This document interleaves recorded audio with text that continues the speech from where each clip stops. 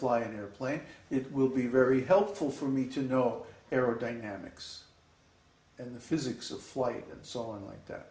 Then I understand, oh, when I pull this control, it puts down the flaps, and that increases the lift and the drag, and so I can fly slower and blah, blah, blah. And, you know, I understand what I'm doing.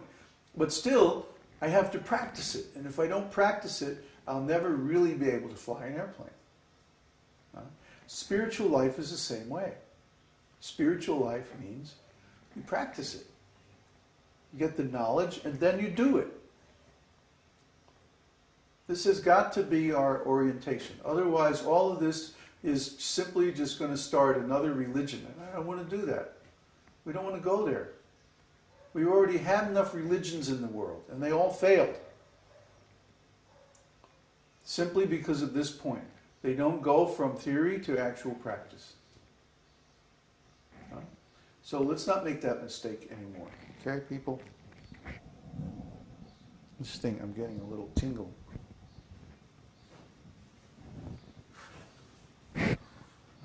Okay. So,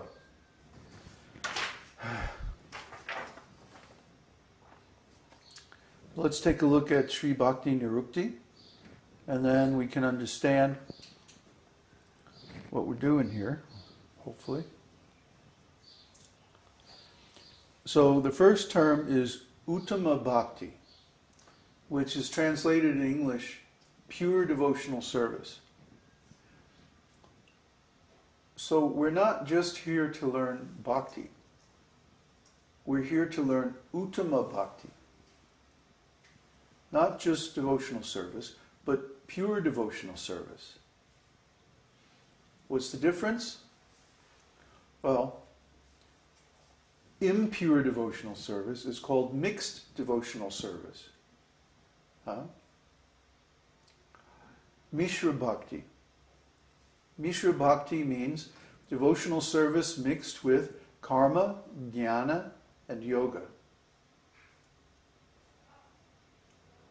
See, for example, what we're doing now, studying these words, these definitions, this is bhakti mixed with jnana. Bhakti mixed with knowledge, philosophy.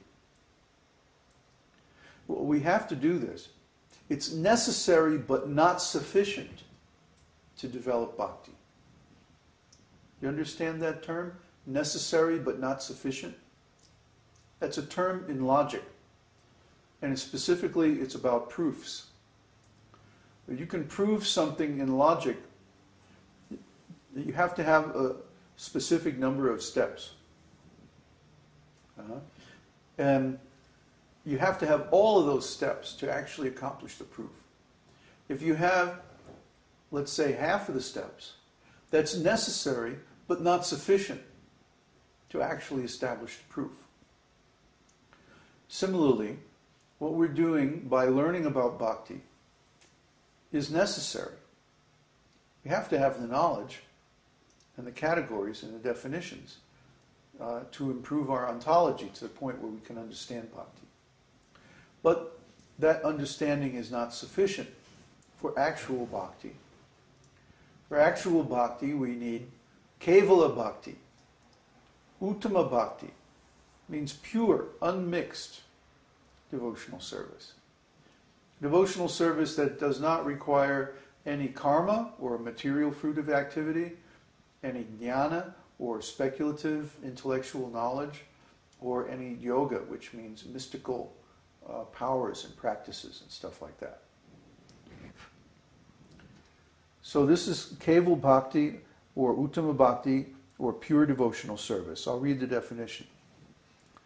The cultivation of activities that are meant exclusively for the pleasure of Krishna, or in other words, the uninterrupted flow of service to Sri Krishna, performed through all endeavors of the body, mind, and speech, and through the expression of various transcendental sentiments, bhavas, which is not covered by jnana, knowledge aimed at impersonal liberation, and karma, reward-seeking activity, and which is devoid of all desires other than the aspiration to bring happiness to Sri Krishna. as another point in here, which is very important, that pure bhakti is cultivated through the expression of transcendental sentiments, bhavas. Bhavas are transcendental emotions.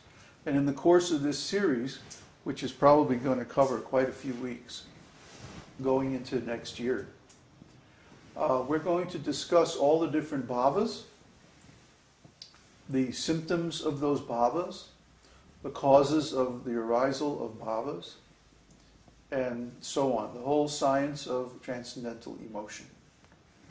How can you understand what bhakti is unless you understand what bhava is? Because bhava and bhakti are linked together very closely. See? So we don't have any transcendental terminology in any Western language that describes bhavas. Because bhava, or transcendental emotion, is a symptom of the soul. And in the West, of course, we don't have any understanding of what the soul is, or what consciousness is, what the living entity is, or what Krishna is. That's only found in the Vedas. The other religions and other different areas of knowledge, they talk about the soul, or they talk about God, but they don't ever define actually what God is. They don't actually define what the soul is. You look in the Bible, for example, and Jesus uses the word soul 20-something times in the New Testament. But nowhere does he define it. And nowhere in the Bible, if you look throughout the Bible from one end to another, nowhere is the soul defined. So what is the soul, what is God, and what is their relationship? Well, we've talked about the soul for the last about 2 years.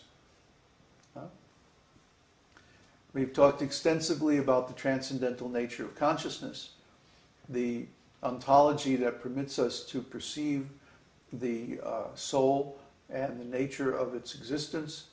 And we've also talked a little bit about Krishna and the relationship between the soul and Krishna. And of course the basis of that relationship is that I am the servant of Krishna. The servant of Krishna means I voluntarily act with my mind, body, and words to please Krishna. It's not like ordinary service in the material world, which is based on some kind of coercion. Normally, if we get a job or something like that in the material world, then we think, well, I have to work.